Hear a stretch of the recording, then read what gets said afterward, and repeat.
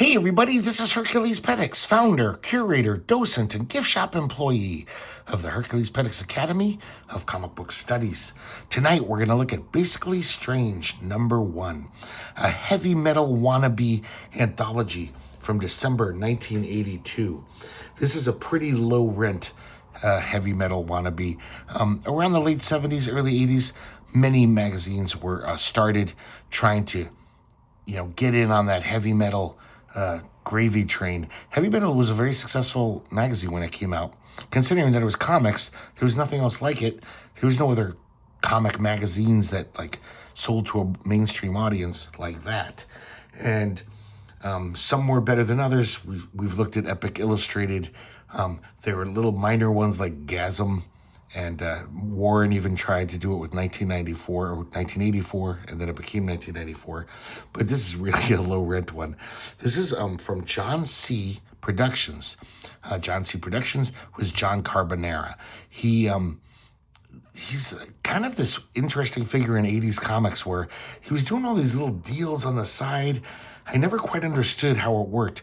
Somehow he could publish Archie. He was licensing stuff from Archie. The superhero stuff that Archie had abandoned. Also some of the non-teen humor stuff that Archie had done over the years. He also bought the Thunder Agents. He bought out Tower Comics. And so he was always putting out these nebulously copyrighted comics. The Archie ones were solid, but there was this whole thing about who really owns the Thunder Agents. Other people published their own versions. I think there was a lot of trials and court proceedings about this. But, he was always pretty low rent. He put out some interesting stuff. That was the first place I read Thunder Agents. It was the only place you could read Thunder Agents in the 80s, unless you were rich and you could buy the old issues. So he put this out trying to get in on that game. This cover is just amazing. It's if you saw this cover, you'd think whoa, this guy's got connections. But I have the feeling this is some fluke. Someone was like, oh, I got this reprint of a Corben painting. You could use as your cover. Because I doubt he paid full price, like Corben's full price. I don't know what it's from, but I'm positive it's a reprint. It's a really good painting, though. This is great Corben. This is kind of the main reason I've kept this magazine for so long. A bunch of times I've been like, I don't know if I should get rid of this or not. As you can see, it's a very beat-up copy. These are hard to find, though. My whole youth, I never found this. I think I found this within the past 10 years of my life. But after looking at comic stores for years, I never saw this. I would have picked it up for the cover alone, for sure. We have a contents page with an illustration from Rick Bryant. Once again, Rick Bryant's popping up in weird little places. And let's check this shit out. So they're also trying to be more like a general interest newsstand magazine, so they had these movie and book reviews. We have a review of Blade Runner here. The writing's not very good. I think these are fanzine writers. They got to do it. And now you're thinking, okay, the first story here, The Man Who Tried to Kill Death. Author Marvin Channing, art by Alex Toth. And it's fucking nice Alex Toth art. And, but this is simply a reprint from, what is it? From one of the 70s Red Circle comics that Archie had that little line that published mystery comics. We looked at one of them a year ago. What was it? Chilling Adventures in a Sorcery, something like that. And they had some great contributors. This is just a story reprinted from there. Because they had this deal with Archie, I guess he could reprint anything he wanted. But who cares? This is fucking beautiful. And it's nice to see it in black and white. Because it was in color in that other comic. This is a great little story, too. Marvin Channing is a guy who only wrote for Red Circle, as far as I know. I never saw his name anywhere else. But he was pretty good. He wrote a good little, mystery horror story. So it's Paris, 1728. We see this guy, Jacques Duquet. He's a young man, but he's on his deathbed. He's got some illness. But he really doesn't want to die. So death comes for him. And he says, please, I don't want to die. And death says, don't worry, there won't be any pain. No, I just want to pause here. Just look at this. Just the layout, the design. This is just amazing design. The way these panels just kind of, oh, this is gorgeous stuff. And I'm pretty sure Alex Toth lettered this. It seems to have his lettering style.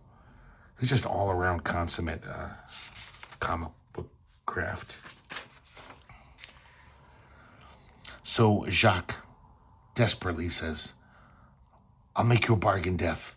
What if I become your instrument here on Earth? Now, Death, he can never resist a challenge. Look at this. Only Alex Toth would do this. Death's cloak covers like 90% of the panel. We just see this little sliver of Jacques. Death agrees because Jacques is an amazing swordsman. So he's like, I will send people to your realm. You know, I'll kill so many people. You'll have more souls to deal with. So Death agrees. He's triumphant. I like that, just body language there. He pledges his sword to Death. Now we see a little montage of him dispatching of various people. He's dueling constantly so he can kill more people. And he fights for the king sometimes, or sometimes he's just a bloody pirate. And he can kill a lot of people that way. God, every panel, so amazing. Yeah, I don't see how color could add anything to this. This is perfect in black and white. So he's having a great time. And, but he's a total utter bastard, you know. And then finally Death says, okay, you've had your fun. I told you I'd come back, but now it really is your time. And then he says, wait, I know you can't resist a bargain. Fight me. If I run you through, I get to live. Of course, if you run me through, I'm dead. And they're having this amazing battle. Even Death is impressed with his fighting prowess. And then it looks like Jacques runs Death through. He's like, I won. But you can't win against Death. Death stabs him with his shadowy blade. And Death says, I couldn't let you win, Jacques. What would happen to the world's population if Death could be killed? I think that was in Sandman. And Death walked away laughing. So, I mean, I guess forget about that cover. This is worth the price of admission. I already had it, so I was just like, but this is really nice in black and white. Like how it's great how basically Death is just like a inky silhouette. He's like that character in Mickey Mouse, the Phantom Blot or something. He's just no detail. He's just a silhouette. Wonderful stuff. And kind of a fun little story, you know, for that kind of stuff. This is really kind of weird and interesting. This one's called Tetragrammaton. Written by Tim Ryan, never heard of that guy before, and art by Rick Bryant. Rick Bryant is very impressive in these pages. This is almost just like they had a bunch of art by Rick Bryant, and they decided to, I don't know, put a story on top of it. I have a feeling this was just single pieces that Rick Bryant made, and Tim Ryan added word balloons and typeset and made a kind of a weird story. Basically, it's very much like a heavy metal type story. It's kind of like scratch your head, like, ooh, that's trippy. And it's basically a succubus addressing the reader, talking about how I've been around since whenever, and I've seduced and conquered millions, and it's kind of bragging. Really nice art, though. Rick Bryant's quite the artist.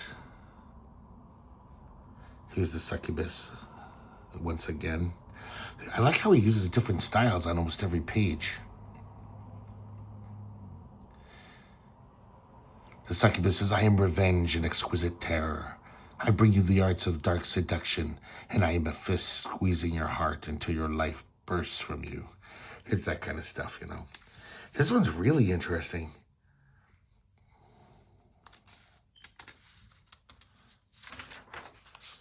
See what I mean? I think this was just a portfolio, and he just tried to string them together, because this doesn't look anything like any of the other pictures. This is just a totally different woman.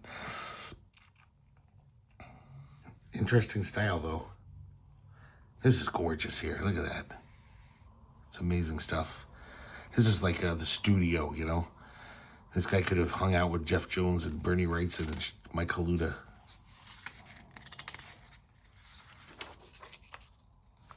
Look here, totally different style, gray tone.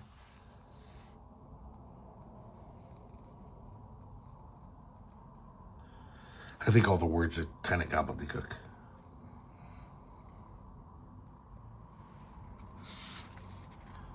It's kind of amazingly repulsive. The story ends with her saying, "Congratulations, you are about to be a father." I'm wondering if they're implying that this is the child of a union with the succubus. I don't know. Nice stuff, though, to look at. A book review of this book, Earth Invader. Once again, not very well written. They have this little cartoonist here. Let me get his name. I forgot it.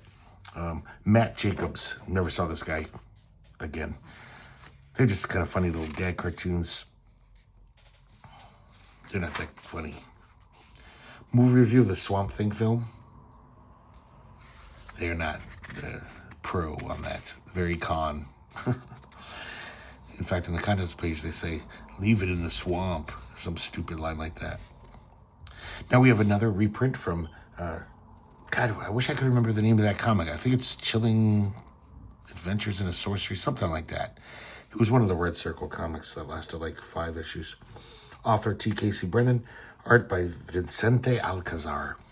Man, the more I see of Alcázar over the years, the more I realize that guy was pretty masterful. This is his very like clean, stripped down style. He can draw very ornately with a lot of feathery lines and really beautiful illustration. But then he can do stuff like this too. This is a very odd strip, The Benefactor. There's this kind of alien guy. This rich guy's kind of letting him stay at his place. The alien keeps talking about how, once again, I'm going to go out and try to give the gift to someone. And the rich guy says, "No, Gabriel, I want no part of your gift. I allow you to stay here because you're a stranger in a strange land. I do not wish to be as you." So he goes out into the night. He sees a woman on a bridge and she's crying. He starts talking to her. He says, "Let me help you." She says, "There's something strange about you. I'm afraid." I really like that panel right there. And he says, "I see fear and suffering in your face, but I want to change that. There are fear and suffering in the faces of others too, perhaps every human. Yet they pass through life, encompassed to their own private hells, unable to help each other. Come to me and I will give you a gift. Look into my eyes. Feel all that I feel." And she says, "Stop," and she runs away. "I know you are not evil, but I must run from you." I like that, just all black. There's a lot of heavy blacks in the story. So he comes back, and his benefactor says, "You failed again, didn't you?" And he asks him, he says, "Are you lonely here, Gabriel, in this strange world?" "Yes, Donovan, I am." This is a very, I don't know, just kind of odd little story, barely a story. This is nice, a Wally Wood story. I believe this is from like, this was supposed to be in Chilling Adventures in a Sorcery, but the title was canceled. This was reprinted in an Archie Digest in like 79, 3 years before this. So it's not the first time, but it's kind of cool. This was just sitting in a drawer for a while. And also it was published at little tiny digest size. It was in color, but those digests had really crappy color. So this is a way better version to see it. Way to see it. This is The Ultimate Power, written and illustrated by Wally Wood. And this is one of Wally Wood's kind of trying to be funny type stories. Not really, I'm sorry. He's not trying to be funny, but, like the guy's face looks a little cartoony. So we see this sorcerer's apprentice. Whenever the wizard goes to sleep at night, he's actually been reading his books and learning spells. And finally he's ready to call up a demon named Mog. I love how Wood does that. It almost looks like it's from another dimension. Well, he is, but just the way he has so much shadow on him. You never see, he's always in shadow no matter what way he is. He kind of looks like Daredevil. So the first thing he does is he shrinks down the sorcerer, puts him in a bird cage. Then he has basically Gog as his servant, a Mog. He says, Mog, make me a castle. And then now I need an army. So all of these poor serfs are turned into a very strong military force. But even not beyond that, they're almost like ogres, and he turns them into inhuman creatures. He asks for like 100 serving wenches. Of course, they're all Wallywood beauties. And the sorcerer tells him about how the real power lies in the enchanted chest, which is in the castle of Endora, the Witch of the Dark Mountains. The only person who can really claim to be a sorcerer supreme is the one who holds the chest. So, of course, our little apprentice here says, I must get that chest.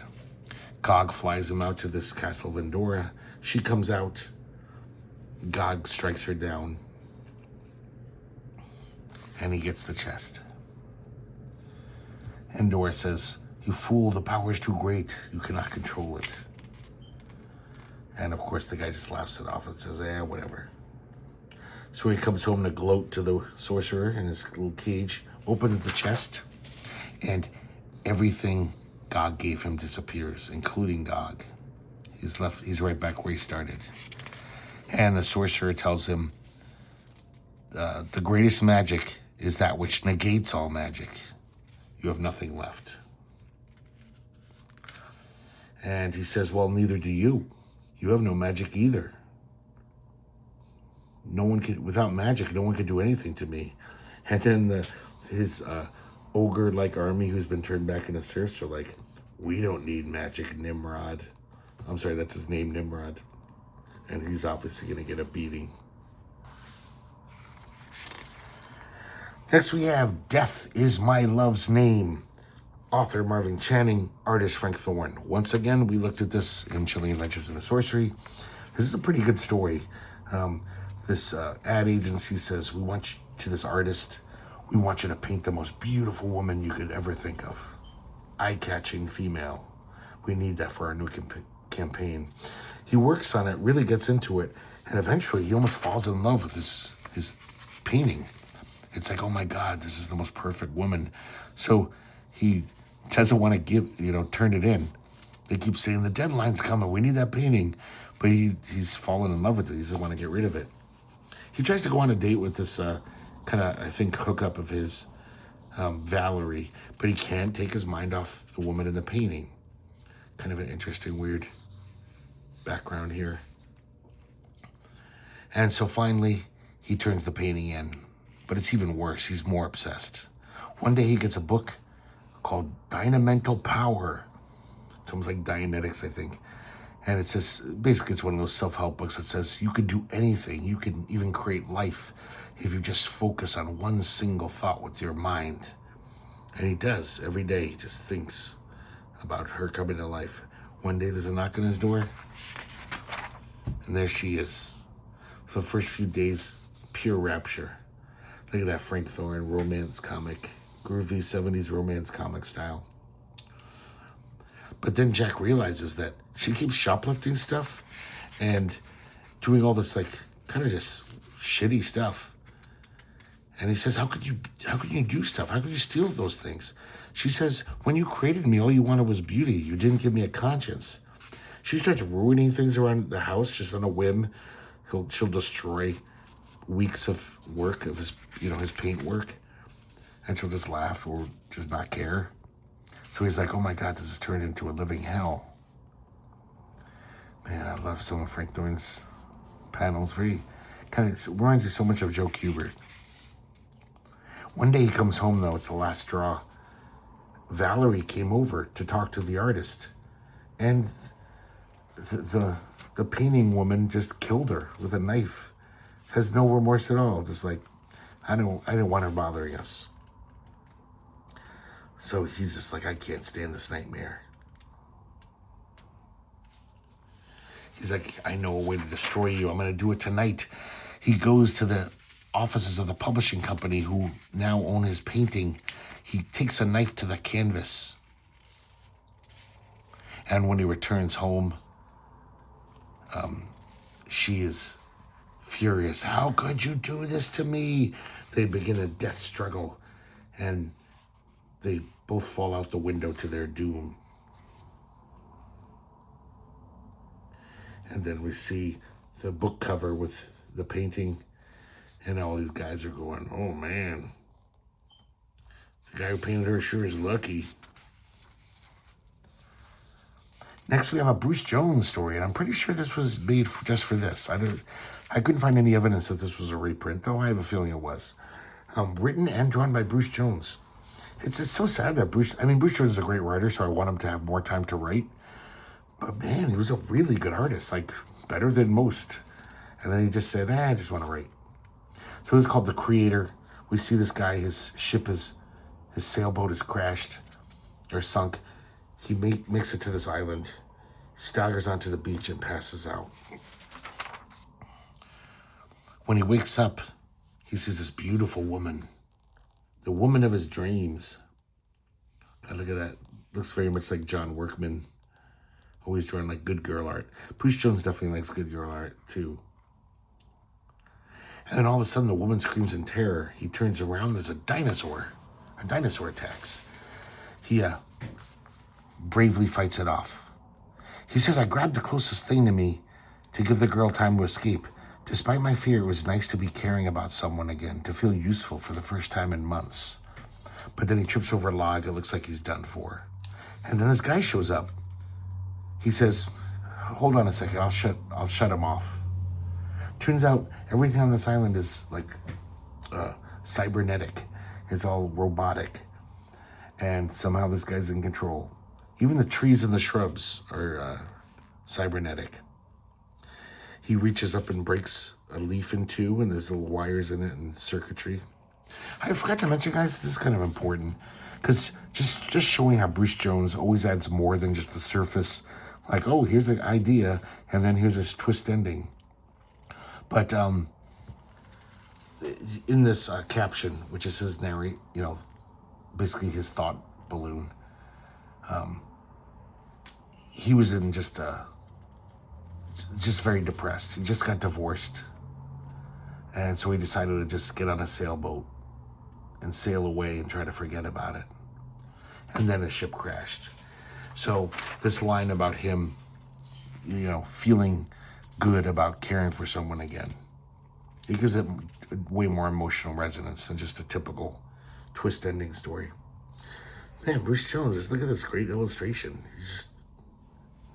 He really had chops. So then I get in this little flavor of this inventor guy, because he created the whole island, I guess. It actually regenerates itself. Like, he didn't create the leaves. The trees created the leaves. So he's made these robotics, these cybernetics that actually generate just as if they were biological things.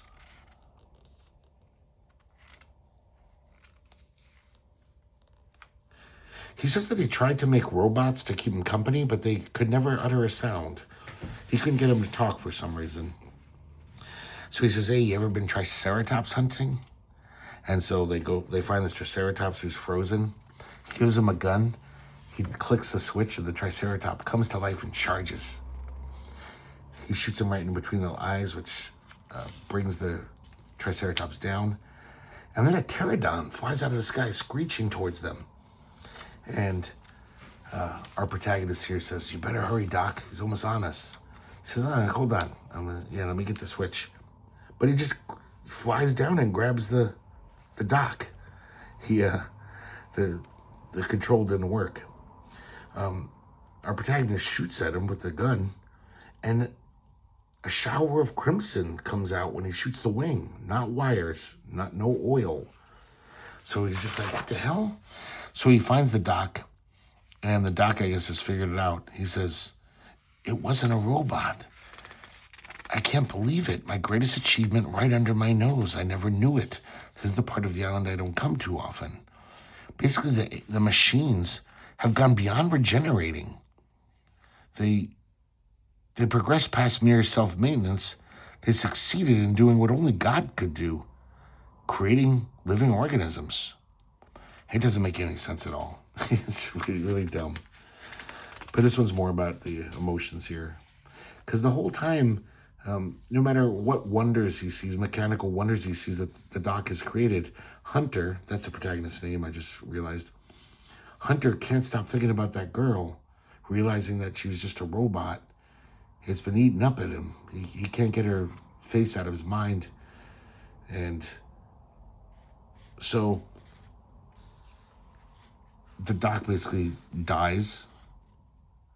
But then when Hunter pulls back his shirt to, maybe try to help out his wounds, it turns out he's a robot. Even Doc himself was a robot. So he buries Doc, and then he hears a very human-like scream. And he says, wait a second, the robots couldn't make a sound. So maybe she was real, just like the pterodon. So he goes to the place where he first saw her, sits on the log and waits, and she arises from the jungle, smiling. So a little happy ending there. We have this little portfolio of artists here. Pepe Moreno, the great Pepe Moreno, Spanish artist. We've seen him a lot in Epic Illustrated. He was in heavy metal. I don't know what he's done. Maybe he died. I don't know. I haven't seen him in a long time, but he was so good. Really great artist. Matthew Staples and Bob Murillo. These kind of look like if you went to a comic convention, the art competition thing, fan art, that's what they look like. Like they're pretty okay, but these guys apparently have already worked in heavy metal and other things, so I guess my opinion doesn't count for much. And they even give us little